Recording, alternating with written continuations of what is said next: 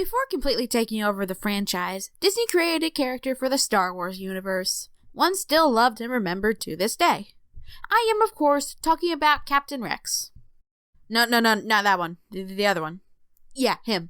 This lovable droid helped with the success of Star Wars in the Disney parks, a tradition that continues to this day. It's safe to say that without him, the parks would look very different.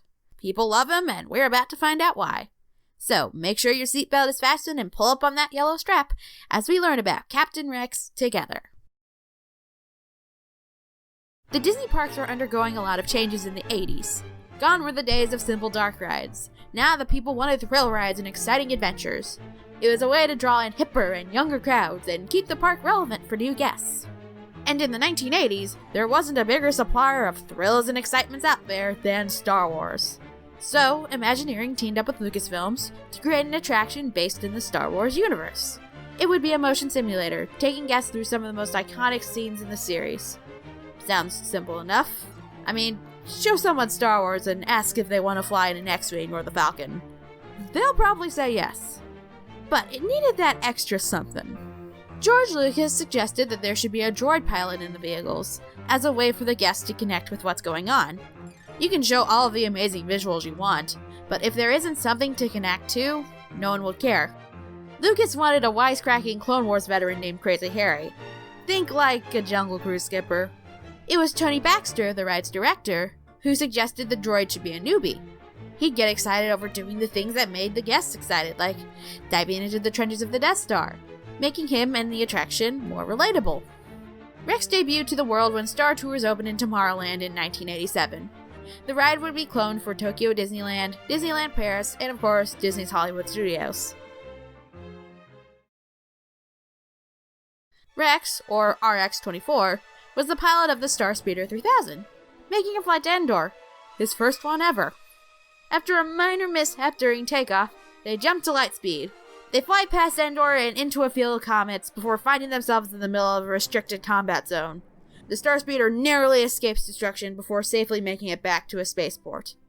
Rex takes it all in stride, giving commentary throughout and sheepishly apologizing to the guests once the flight is over.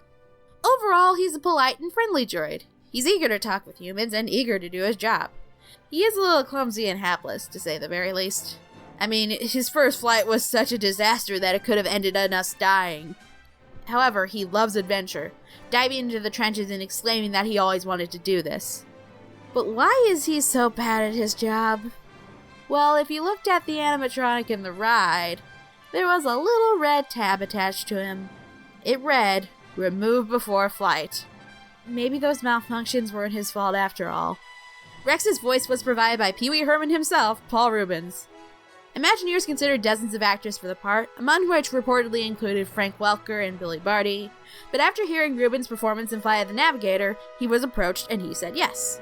And conveniently for me, he has consistently voiced the character since the original attraction. Rex delighted guests at Star Tours for decades until 2010, when he took his first flight for the last time. The attraction closed for about a year until it reopened in 2011, as Star Tours The Adventure continues. This is actually a prequel to the original ride, taking place between Revenge of the Sith and A New Hope. The old version was said to take place after the original trilogy. During this time, the RX droids hadn't been implemented, and the Starspeeders were piloted by AC droids, except for our vehicle, which was hijacked by 3PO. But even with the timeline shift, Rex did manage to stay. You'll find him in the queue, just after the scene with 3PO and R2. If you're in standby and happen to stop next to him, you'll hear him malfunctioning. Plastered on his base is a big sticker reading "Defective." Though he was gone from the ride, his legacy lived on. In the second episode of Star Wars Rebels, the crew of the Ghost is traveling on a Starspeeder to get to their next job, and an RX droid is piloting, of course. Ezra is having trouble with Chopper, and Kanan asks the pilot if droids are even supposed to be in the passenger area. The droid says no, and that Chopper will have to sit in the back. However, this means 3PO and R2, who are there on an Imperial mission, will have to sit back there too. This feels like an allegory for something, but I can't quite put my finger on it. To bring the reference even further home, the Starspeeder is called ST-45. ST, Star Tours, get it? And 45 was the flight to Endor that Rex went on in the original ride. I love it when they do stuff like that.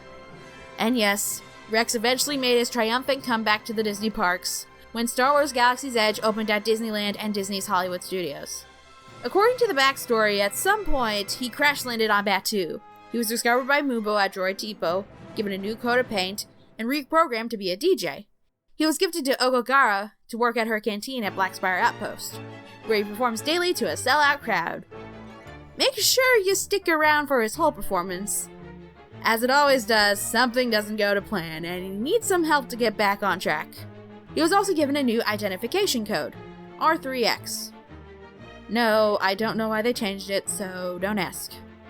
But his return has brought much rejoicing from Disney fans. It's part of what Imagineers do best, paying tribute to the past while using it in a new and exciting way. Rex might not be the most notable of Star Wars characters. He's not in any of the movies, and most casual fans have probably never even heard of him. But he's as important to Star Wars as any of the franchise's bigger players. He encapsulates why the franchise has lasted as long as it has, taking an outlandish story and making it identifiable with very, if you'll pardon the term, human qualities. As the series under Disney's tenure continues to grow and change, I hope they'll never lose sight of one thing, that it was all started by a droid.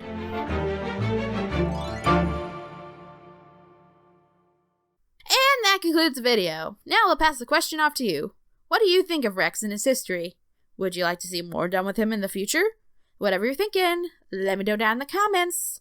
But that's all the time I've got for today. Thank you so much for watching as always, and I will talk to you guys soon. Take care. Surprise!